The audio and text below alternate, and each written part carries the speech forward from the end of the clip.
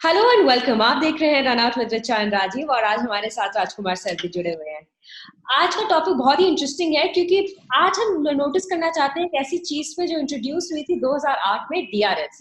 और अगर डीआरएस पहले होता तो एक ऐसे बॉलर है जिनका रिकॉर्ड बहुत ही डिफरेंट होता टेस्ट क्रिकेट में। आप बता सकते हैं मैं किसके बारे में बात कर रही हूँ?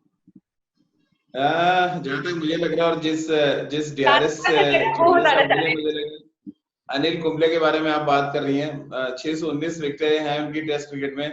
और बड़ी मजेदार बात है ऋचा कि जिस साल डीआरएस इंट्रोड्यूस हुआ उस साल अनिल कुंबले ने रिटायरमेंट अपना अनाउंस कर दिया। यानी कि 18 साल वो बिना रिटायरमेंट सॉरी विदाउट डीआरएस के खेले हैं। 1990 में उन्होंने डेब्यू किया था टेस्ट क्रिकेट में और 2008 में वो रिटायर हुए। अब आप अंदाजा लगाइए कि बाकी के गेंदबाजों को क्या फायदा मिला है और अनिल कुंबले कहाँ पे रह गए, क्योंकि जिस शैली की वो गेंदबाजी करते थे ऋचा, जो विकेट टू विकेट गेंदबाजी करना, यू मिस आई हिट वाली जो एक क्रिकेट में कहावत है, वो अनिल कुंबले में बिल्कुल चरितार्थ होती थी। तो वो अगर आप वाकई सही है ये कि फ्रंट फुट पे इन दिनों आउट दिया जाने लगा है।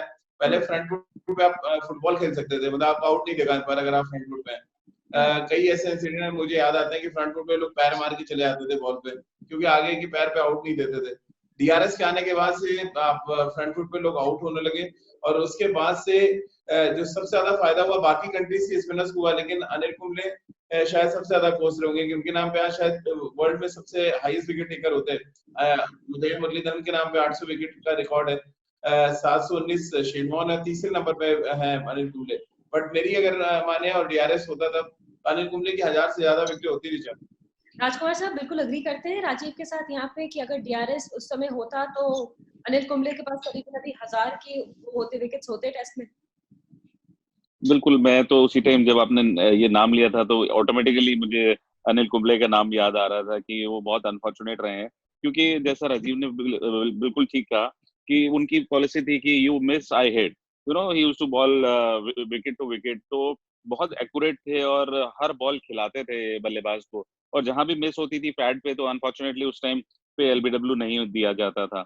हैड देयर बीन डीआरएस उस समय तो बहुत ज्यादा विकेटें होती अनिल कुंबले की, और वो अपने महसूस कर रहे होंगे कि उनके टाइम पे डीआरएस क्यों नहीं आया था।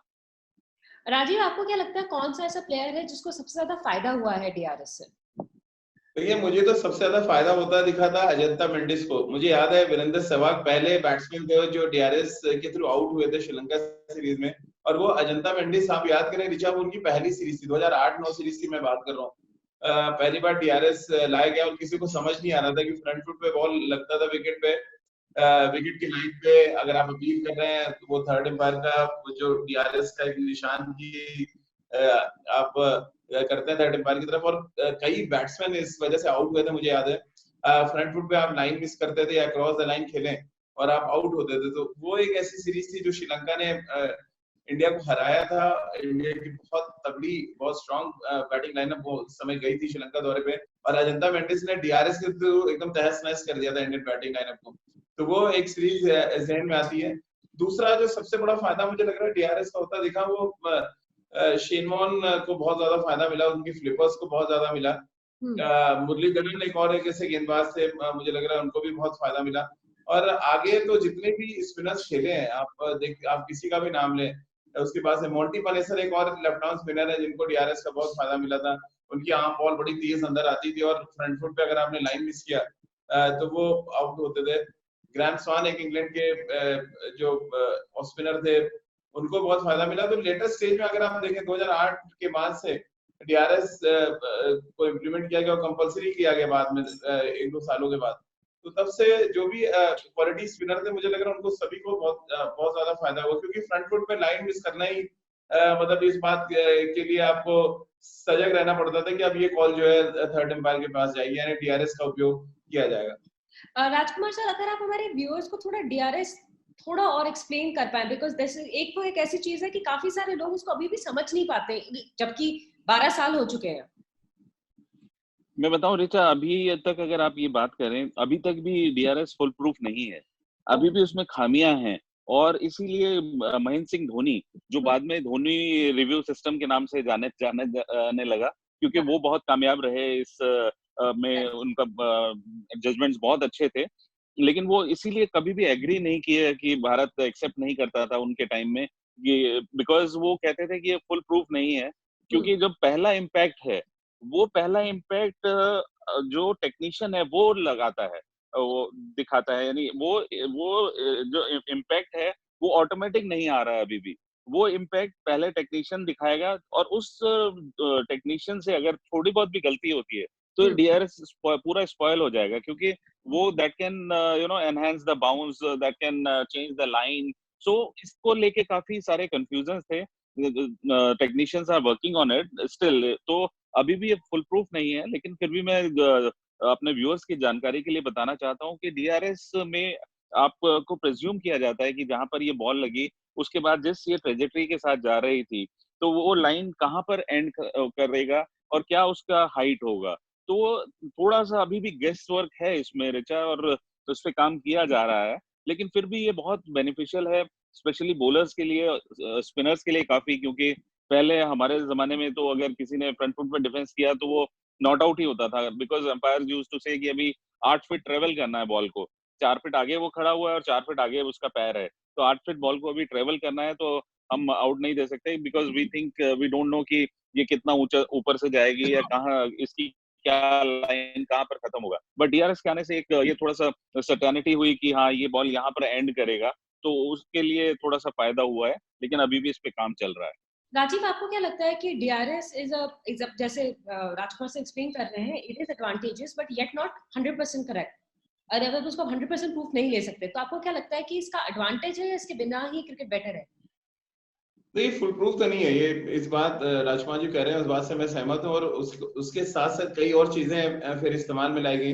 डीआरएस में आप देखिए स्नोकोमीटर का इस्तेमाल किया जाता है एजेस पकड़ने के लिए, फिर हॉटस्पॉट आ गया आपका, इमेज लग के पैड पे लगा है या सीधे पैड पे लगा है, क्या इम्पैक्ट पहले कहाँ पे हुआ है, ये पकड़ने के लिए हॉटस्पॉट लाएगा। लेकिन ओवरऑल अभी भी मुझे नहीं लगता है कि 100% फुल प्रूफ है, क्योंकि 2011 वर्ल्ड कप मुझे याद आता है, इंग्लैंड के खिलाफ एक मैच में एक बैट्समैन ने थोड़ा सा स्टेप आउट किया था, और शायद वो कुछ एक सर्टेन एरिया है जहां पे आप अगर हैं तो उनको एलबीडब्ल्यू आउट दिया गया था, और बहुत बवाल हुआ था उसको लेके कि एक बंदा जो फ्रंट फुट पे स्टेप आउट कर रहा है आप उसको आउट कैसे दे सकते हैं। क्योंकि आप लेकिन उनका जो एम्पायर से ये कहना था कि वो जो ट्रैवलिंग है, जो राजकुमार जी बता रहे हैं, जो डिस्टेंस है ट्रैवलिंग का, वो उनके रूल के अंतर्गत आता है। तो अभी भी ये फुल प्रूफ नहीं है, कभी कभी बेल्स पे लगता है, तो आपने देखा होगा अंपायर्स कॉल हो जाती है कि अंपायर ने जो कहा वो ठीक है, तो ये अंपायर्स कॉल या तो आउट है या तो नॉट आउट है। अंपायर्स कॉल का मतलब ये होगा कि अंपायर जो मैदान पे कह रहा है वो सही है, टेक्नोलॉजी उस समय आपकी बैकफुट पे चली जाती है, तो फिर टेक्नोलॉजी के इस्तेमाल पे भी सवाल खड़े होते हैं। और इसीलिए हम कह रहे हैं कि अनिल कुंबले जैसे गेंदबाज मुझे लग रहा है बहुत सक्सेसफुल होते, क्योंकि एक तो उनका बॉल टर्न नहीं होता था रिचा, और उनका एक्शन इतना अच्छा था, इतने एक्यूरेट थे कि ज्यादातर बॉलें उनकी विकेट पे लगती थी। मुझे याद है एक सीरीज या 2 सीरीज इंडिया में हुई है जहाँ पे कुछ बैट्समैन को पैट करके बचने के चक्कर में क्रीज के आगे खड़े होते थे, और पैट ज्यादातर पैट से खेलते थे कि बॉल क्योंकि वो फ्रंट फुट पे आउट नहीं दिए जाएंगे। तो एक तो ये रूल चेंज हुआ डीआरएस की वजह से कि फ्रंट फुट पे लोग आउट देने लगे। मुझे याद है इंग्लैंड के अंपायर्स ने शुरू किया था पहले फ्रंट फुट आउट देना, वो डेविड शेफर्ड और डिकी बर्ड जैसे अंपायर्स आए, फिर पीटी विली आए अंपायर जो थे। फ्रंट फुट पे आउट देना भी बड़ा करेज का काम है, क्योंकि आपको पता नहीं होता गेंद कितना ट्रेवल करने वाला है, उसका बाउंस कितना होगा, तो ये इन सारी चीजों से बचने के लिए फिर वो डीआरएस है। तो ये आपने एक तो बहुत अच्छा टॉपिक आज उठाया है रिचा की अनिल कुंबले की, वाकई में 1000 विकेट होती अगर डीआरएस 18 साल वो बिना डीआरएस के खेले हैं और 619 विकेट रिचा, और जिस तरह की बॉलिंग वो करते थे, जिस स्पीड के साथ, मतलब आपने लाइन पिच किया तो आपके आउट होने के चांसेस 100% रहते थे वहां पे। क्योंकि मुझे एक सीरीज याद है 2008 की वो सीरीज है जब अनिल कुंबले के रिटायरमेंट से जस्ट पहले उन्होंने अपनी एक गुगली डेवलप की थी, 3 उंगलियों से वो डालते थे, और ऑस्ट्रेलिया में 4 टेस्ट मैचों की सीरीज में 25 विकेट उन्होंने ली थी। तो आप अंदाजा लगाए कि डीआरएस इनिशियली आया ही आया था उस समय। ये उनका तब सक्सेस रेट था कि ऑस्ट्रेलिया जहाँ बाउंस होता है वहां पर भी उनको विकेट मिल रही थी एलबीडब्ल्यू में। तो ये वाकई अनिल कुंबले के लिए बड़ा हार्श है कि उस समय डीआरएस नहीं था और टेक्नोलॉजी जो है वो बाद में आई। राजकुमार सर, क्या आपको ऐसा लगता है कि क्रिकेट हैम्पर हो रहा है आजकल टेक्नोलॉजी के कारण थोड़ा बहुत, तो हमारे एम्पायर्स भी कुछ decisions they let it of, कि उनको लगता है कि अल्टीमेटली कहीं और से कि उसके कारण रॉन्ग डिसीजंस आ जाते हैं। और ऑब्वियसली जैसे राजीव मेंशन कर रहे हैं कि अनिल कुंबले जैसे प्लेयर्स, मतलब उनका रिकॉर्ड ही अलग होता अगर डीआरएस उस टाइम पे होता। सो टेक्नोलॉजी का जहाँ एक एडवांटेज है, किस किस्म का थोड़ा सा डिसएडवांटेज भी लग रहा है कि वो शायद गेम को एक अलग तरीके से रुख दे रहा है? बिल्कुल, देखिए रिचर्ड उसके एडवांटेज हैं तो साथ-साथ डिसएडवांटेज भी शुरू हो गए हैं उसके। और कई बार प्लेयर्स जैसे रन आउट होने का कॉल होता है तो एम्पायर इतना करीबी मामला नहीं होता, फिर भी वो चांस नहीं लेना चाहते। एंड दैट वे क्रिकेट उतना इंटरेस्टिंग नहीं रह जाता कि आपको दिख रहा है कि पता है आपको कि वो बैट्समैन पहुंच गया है, लेकिन फिर भी एम्पायर थर्ड एम्पायर के पास चला जाता है कि यार व्हाई टेक, मेरे वो रिपोर्ट नहीं खराब हो, मेरा क्यों क्यों खराब हो, and that becomes boring at times. तो हाँ, कहीं न कहीं टेक्नोलॉजी कई बार आपको नेगेटिव भी जा रही है उसको अगर आप देखें। तो ज़रूरत थी कि नेचुरली जो एम्पायर करते थे वो अच्छा था। और ये न्यूट्रल एम्पायर्स थे पाकिस्तान के, जब से पाकिस्तान में वो गड़बड़ हुई थी तब से न्यूट्रल एम्पायर आ गए थे। जब उनके 2 एम्पायर्स काफ़ी उस चर्चा में रहे थे कि वहाँ पे गड़बड़ होती है, तब से न्यूट्रल एम्पायर आ गए थे और वो काफ़ी हद तक ठीक था, क्योंकि अगर उसमें ह्यूमन एरर होता था ठीक है, कोई बात नहीं, इंटेंशनल कुछ नहीं होता था, बायस्ड कुछ नहीं होता था, बिकॉज़ न्यूट्रल होते थे एम्पायर। अब टेक्नोलॉजी के आने से कुछ तो फायदे हुए हैं, लेकिन साथ-साथ थोड़ा-सा मज़ा भी किरकिरा हुआ है। राजीव और आपको? रिचा सबसे इम्पोर्टेंट फैक्टर ये है कि डीआरएस के आने से आप देखिए टेस्ट मैचेस ड्रॉप बहुत कम होते हैं। हाँ, पहले क्या था, अगर आप 90s जाए, 90s से पहले जब टेस्ट मैच 5वें दिन जाता था, लोग पैड से खेलते थे क्योंकि उनको पता था फ्रंट फुट पे आउट नहीं किया जाएगा। राजकुमार सर ने बहुत मैचेस बस देखे होंगे जब मनिंदर सिंह को आ फ्रंट रहा हूँ फुट बस पे 2 लोग मिनट में। खेलते थे।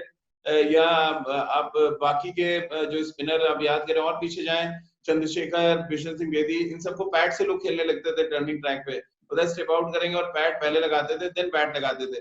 अब डीआरएस से आने से ये चीज जब से खत्म हुई है तो रिजल्ट ज्यादा आने लगे टेस्ट मैच में। टेस्ट मैच में मजा भी ज्यादा आने लगा। अब हेलो?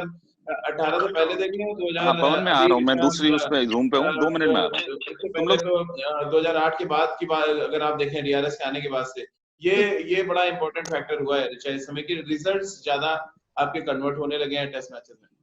बिल्कुल राजीव, तो अल्टीमेटली जहाँ हमेशा होता है कि किसी चीज का कुछ एडवांटेज होता है, डिसएडवांटेज। आई थिंक डीआरएस का डिसएडवांटेज सिर्फ यहाँ पे अनिल कुंबले का रहा, क्योंकि वो उनका जो लार्जर एक स्टैट था वो उतना बड़ा हो सकता था अगर डीआरएस उनके टाइम पे होता। एंड जैसे राजीव कह रहे हैं, हाँ टेस्ट मैचेस के रिजल्ट्स बेटर आने लगे हैं और डीआरएस का हम ये चाहेंगे कि over the period of time और थोड़ा रिफाइन होता जाए, so that there are more honest decisions and it's not just left on technology but keep enjoying the game. Thank you so much. और आगे हम डिस्कस करते रहेंगे और भी ऐसे इंटरेस्टिंग टॉपिक्स। आज के लिए बस इतना ही, रन आउट पर। Thank you. Thank you.